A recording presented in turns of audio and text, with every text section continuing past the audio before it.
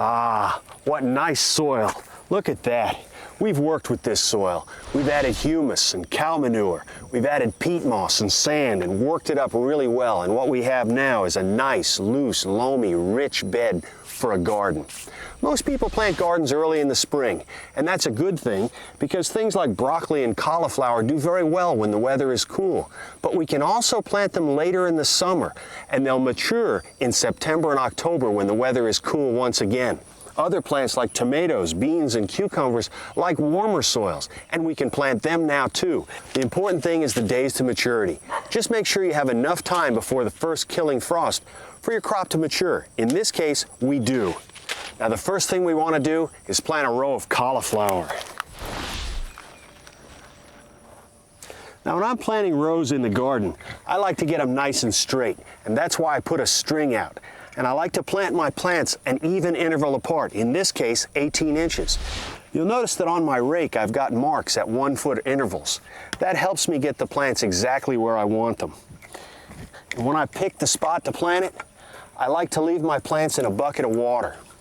The reason is that gets them good and wet, and I don't have to water them right away as I plant them. In this dry soil, they could dry out before I get back to watering them.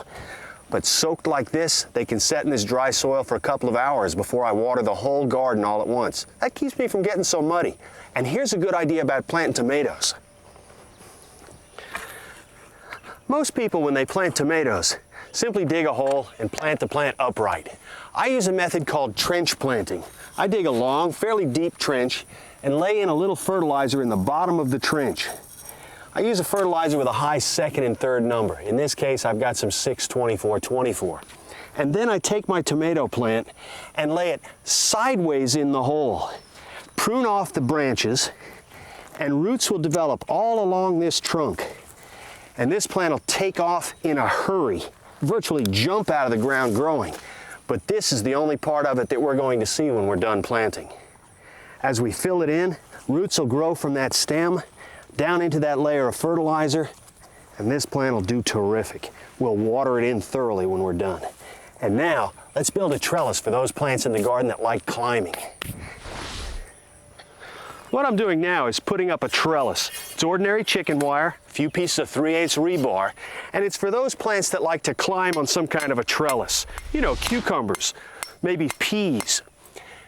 What I'll do next is run a furrow out here, plant my seeds, they'll get out here, find the trellis and climb right to the top and be here at the back of the garden. And of course, if I'd run the trellis all the way around the garden, it'd help keep the rabbits out. Now when you're planting peas, the recommended spacing is 2 inches between the plants and 1 inch to 1.5 inches depth. On the other hand, when we're planting most plants, we want to take them down deep enough that the soil is up to their lowest leaves. And when we're all done planting, we'll turn on the sprinkler and water it all at once.